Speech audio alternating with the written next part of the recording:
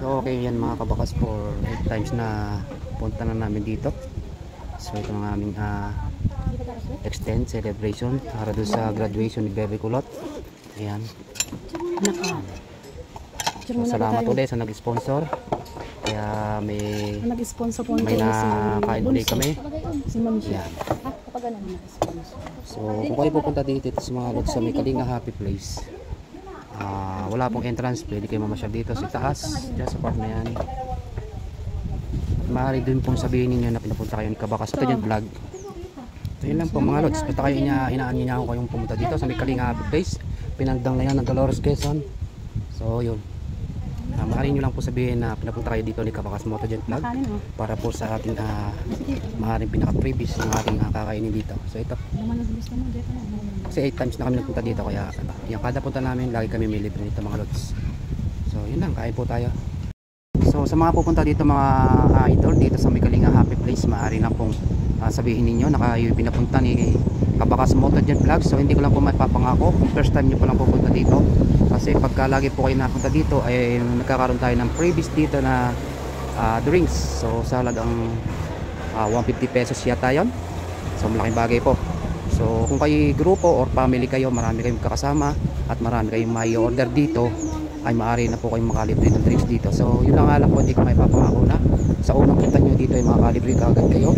Kaya maaari lang po na i-share yung aking video ito, kung maaari i-save ninyo para kayo pumunta dito sa may Kalinga Happy Place, pinagdanglayan ng Dolores, Quezon, ay i-save ninyo yung video ito, kung maaari i-share ninyo at para may approve kayo na kayo ay pinapunta ni Kabakas Motovlog Vlog. So napakaganda ng ambience dito. Resto shop, bago campsite yung taas, mamaya pakikita ko sa inyo, bago overlooking view deck, bundok ng Mount San Cristobal, at yung part na ito ay Mount Banahaw. So yan, napakalawak ng space mga idol yan.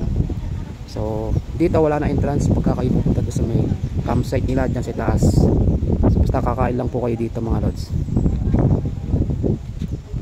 So yan, napakasarap ng simoy ng hangin dito, napakalakas ng simoy ng hangin, malamig, malayo sa polusyon.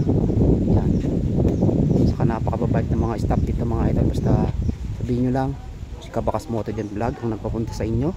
Yan, i-share nyo lang itong video ito. Yan, comment kayo dyan para malaman ko naman kung saan nakabot yung ating video.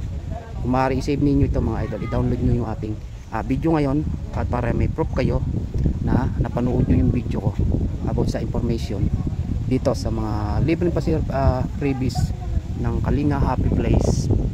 Yan, pinagtanglayan ng Dolores, Quezon. So napakataas ng lugar natin, kaya napakaganda niya mga idol. Para siyang gulod na ginawa nilang campsite bago, ayan, resto. May mga kape din po dito, marami kayong ma-order dito. Tulad kanina, in-order namin pork sinigang, bago kanton, at saka yung kanilang nagmamalaking calip rice, yung kamote yun na yun. Perfect spot to mga idol, maganda tumambay dito. So nagbubukas sila 6 AM, sasarado sila ng 6 PM. So di po pwede dito ang overnight. Wala pa pong power dito, wala pang kuryente, kaya puro solar pa lang yung kanilang ginagamit. At para naman doon sa ating mga staff ng Kalinga Happy Place, so kung kayo may mga motor, yan tulad na pinangako ko, dalhin nyo lang kay Kabakas Motovlog Vlog at gagawin natin ang libre yan sa lahat ng stock dito sa may Kalinga Happy Place. Yan, kung meron kayong gustong pa-set up, puntahan nyo lang si Kabakas Motovlog Vlogs dito sa mga staff na mababait ng Kalinga Happy Place.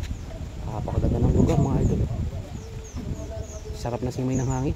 Siguro pag dito, pag mga bare months, makakakita na kayo dito ng mga pag. So yun lang naman mga idol. Yan, dito na lang ating video. Maraming salamat at ingat po kayo. Kung maaari kung kayo pupunta dito, ay kondisyon nyo inyong mga sasakyan at may kataasan po yung mga ahon dito. Yun lang, and peace.